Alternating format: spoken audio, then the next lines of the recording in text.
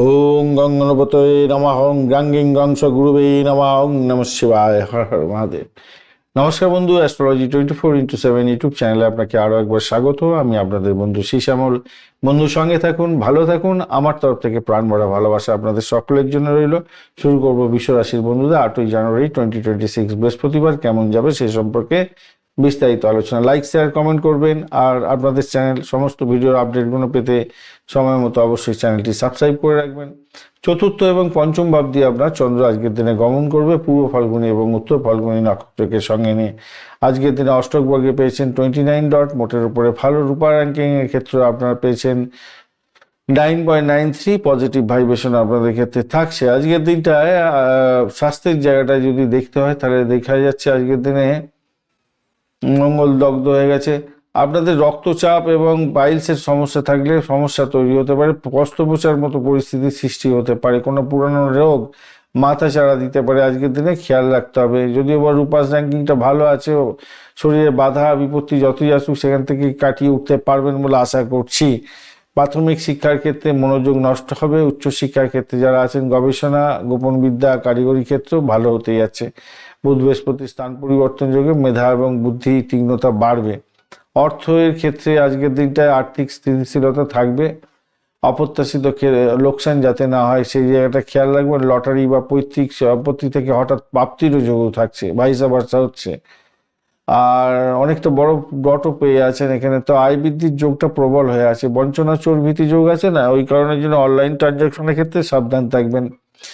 চাকরির ক্ষেত্রে আজকের দিনে সুযোগ আসতে চলেছে ভালো।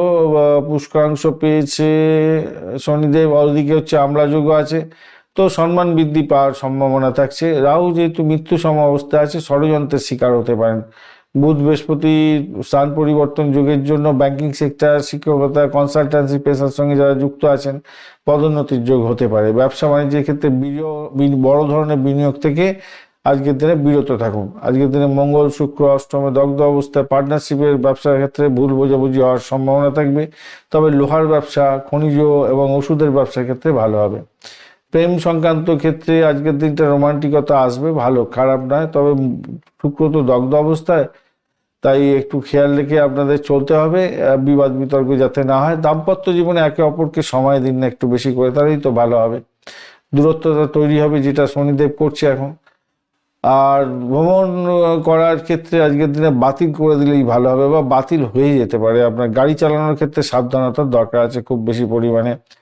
আগুন বিদ্যুৎ নিয়ে যারা কাজকর্ম করেন একটু সতর্ক থাকবেন। সন্তানের জায়গাটার ক্ষেত্রে আজকের দিনে তাদের শরীর এবং পড়াশোনার ক্ষেত্রেটা কিছুটা স্বস্তি থাকছে, ভালোই হতে যাচ্ছে আজকের দিনটা। কেমদ্রম যোগ আছে, তাই একাকিত্ব আসতে পারে, হতাশা বোধ আসতে পারে আপনার মধ্যে। বিদায়িত্ব যোগের জন্য গবেষণামূলক ক্ষেত্রে তুঙ্গস্থ হয়ে আছে, ভালো ফল পাবেন। ভালো হতে যাচ্ছে। শুক্র শনি রাহু পুষ্করাংশে থাকার জন্য আপনার হচ্ছে গিয়ে বিভিন্ন দুর্যোগের মধ্যেও আপনি ঐশ্বরিক একটা শক্তি পাবেন, যা বড় সুযোগ এনে দিতে পারে আপনাদের ক্ষেত্রে। মা লক্ষ্মীর আরাধনা করবেন আজকের দিন। ওং শ্রীং মহালক্ষ্মী নমঃ এই মন্ত্র জপ করবেন, হনুমান চালিসা পাঠ করবেন, ভালো হবে। আজকের দিনে সাদা ক্রিম এবং সবুজ রং ব্যবহার করতে পারেন। 2, 6, 7 সংখ্যাটা ভালো হতে যাচ্ছে। দুপুরবেলা 1:30 থেকে 3টে পর্যন্ত এবং রাত্রিবেলা 8টার পরে সময়টা আপনাদের ক্ষেত্রে ভালো হবে।